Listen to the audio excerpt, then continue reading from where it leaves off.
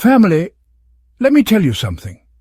If there is one thing that rattles the palace and the bitter British tabloids more than anything else, it's the fact that Prince Harry continues to thrive, continues to stand tall, continues to inspire, and continues to build legacies that cannot be erased.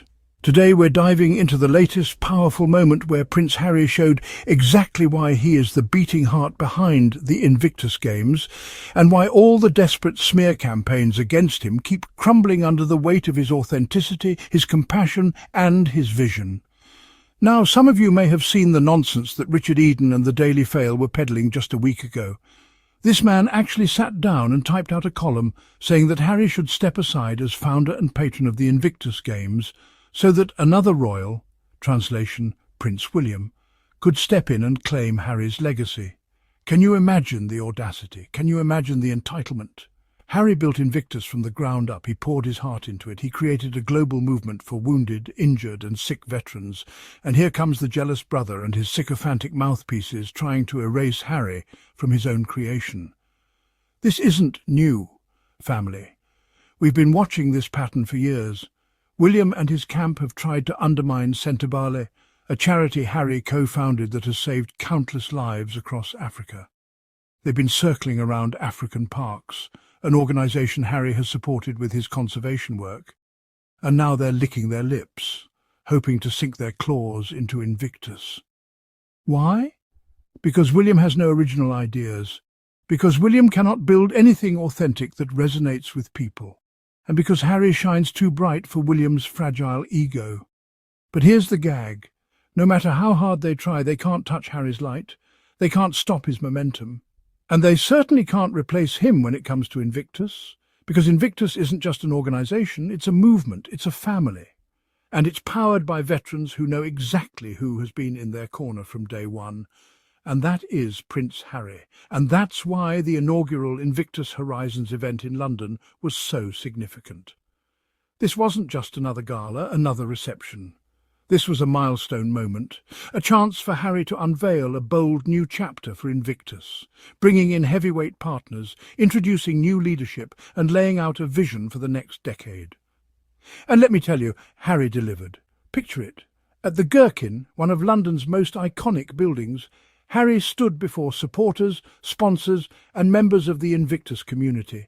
He looked every bit the leader he has become, a man who isn't shackled by titles, but who commands respect through action, compassion and authenticity. And in his speech, he made it clear. Invictus has achieved so much in its first decade, but the next decade will matter even more. He said, and I quote, "This is what Invictus does best. It catalyses change. It shows what is possible when courage is met with opportunity and when recovery is supported by respect and community."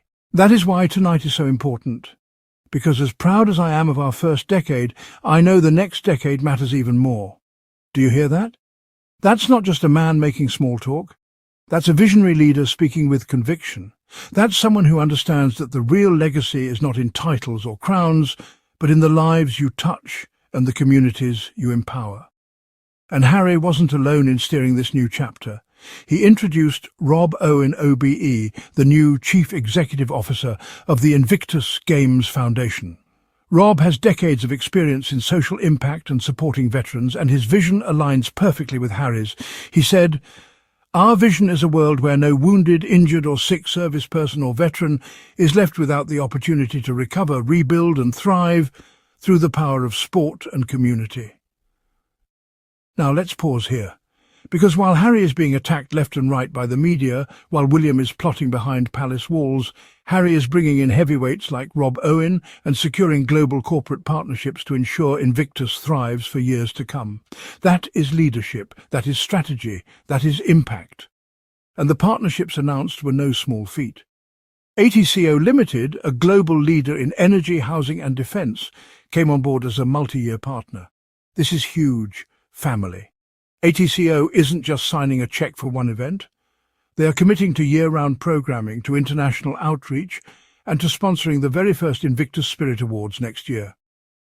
That's how you build a sustainable movement. You align with powerful partners who share your values. Let me tell you, this is exactly why the royal establishment is so threatened. because they can't control it, they can't co-opt it, they can't cancel it. For every whisper campaign trying to sabotage Harry, another door opens. For every sponsor they try to scare away, another steps in stronger than ever. And this is where we need to get real. Do we honestly believe that King Charles and his palace handlers haven't tried to interfere with Invictus? Do we believe William's people haven't been working the phones, trying to discourage sponsors? Of course they have. We already know they lobbied foreign governments to deny Harry and Meghan security. These people are petty and vindictive enough to pull any stunt that could harm the Sussexes. But the difference is, Harry isn't playing palace games. He's building global movements. He's connecting with real people. And that is why Invictus keeps winning. At this event, Harry looked like a man completely in his element, confident, proud, radiating purpose, surrounded by supporters who believe in him, not because of a title, but because of his track record and his humanity.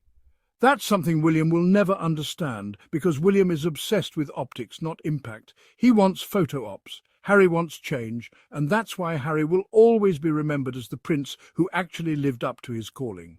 And let's not forget Meghan in this conversation, because even when she's not physically in the room, her influence and support are felt. Meghan has been a rock for Harry through all the attacks, all the betrayal, all the smear campaigns. She's helped him find his voice, build his confidence, and expand his vision. The success of Invictus isn't just Harry's alone, it's a Sussex success story. It's what happens when you have two people committed to service, compassion, and real-world change. Family, this is why we have to keep calling out the hypocrisy of the media and the royal institution.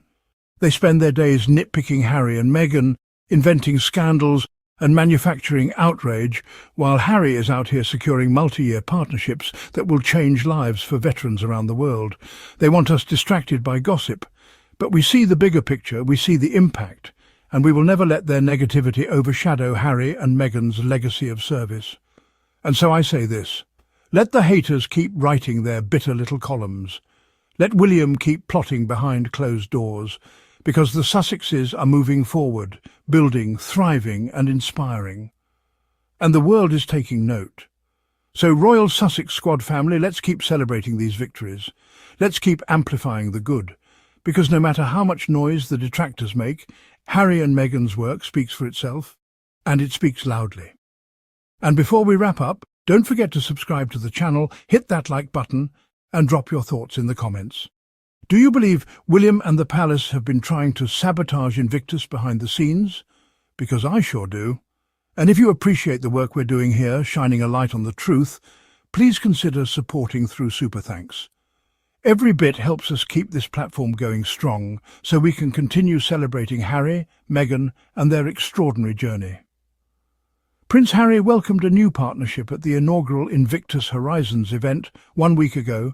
The Daily Mail's Richard Eden had a bonkers column about how Prince Harry should resign from his role as founder-patron of the Invictus Games so that Invictus could have another royal patron.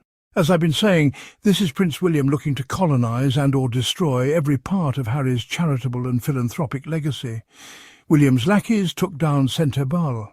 William has been gunning for African parks, and William is clearly trying to harm Invictus and somehow manoeuvre Harry out of Invictus. It's interesting that Prince Harry attended an Invictus event last night in London.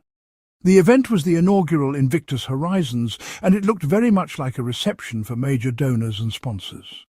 Interestingly, Harry and Invictus announced a new major sponsor partnership for the Games. Per Invictus's press release, the Invictus Games Foundation, IGF Today, hosted Invictus Horizons at the iconic Gherkin in London, an inaugural event marking a new chapter for the international movement supporting wounded, injured and sick WIS service personnel and veterans through the power of sport. The Duke of Sussex, founder and patron of the foundation, addressed an audience of supporters, partners and community members, emphasising the responsibility and opportunity of the Invictus movement as it enters its second decade. This is what Invictus does best. It catalyses change. It shows what is possible when courage is met with opportunity and when recovery is supported by respect and community. That is why tonight is so important. Because as proud as I am of our first decade, I know the next decade matters even more. The event introduced Rob Owen OBE as the Foundation's new Chief Executive Officer. Rob Owen, who joined the Foundation earlier this year, brings decades of leadership experience in social impact and veteran support, reaffirmed the Foundation's mission. It is a privilege to lead an organisation with such strong foundations and extraordinary potential to change lives. Our vision is a world where no wounded, injured or sick service person or veteran is left without the opportunity to recover, rebuild and thrive through the power of sport and community. That's why we've launched our new strategy today to catalyse systemic change across a growing international movement, focus our resources where the need is greatest, while also strengthening the community we have proudly served over the past 10 years. Alongside the reveal of the strategic direction, the Foundation proudly unveiled ATCO Limited, a global leader in energy, housing and defence, as a new multi-year partner. ATCO's support began as co-presenting partner of the Invictus Games Vancouver Whistler 2025 alongside Boeing, who are also the lead global partner of the Invictus Games Foundation. ATCO is now coming on board to support the Invictus Games Foundation's year-round programming internationally, as well as the lead sponsor for next year's inaugural Invictus Spirit Awards. ATCO, headquartered in Calgary, Canada, is also a proud sponsor of Team Canada at the Invictus Games. The people of ATCO stand shoulder to shoulder in honouring the dedicated, active and veteran service members who have allowed us to be part of their Invictus journey. From Invictus, I'm glad that Invictus has another major sponsor and partnership, because I really think that's one of the ways the royals are trying to FK with Invictus. King Charles and his courtiers were lobbying foreign governments to not give the Sussexes security. Do you think Charles and William are above calling up corporate sponsors and suggesting that they pull out of Invictus? Anyway, Harry was in his element at the reception, and I just hope Invictus is protected from those who want to destroy it or colonise it. Because at the end of the day, family, the Sussexes don't just represent a couple. They represent hope, resilience and the power of authenticity in a world full of fakery, and that's why they'll always win.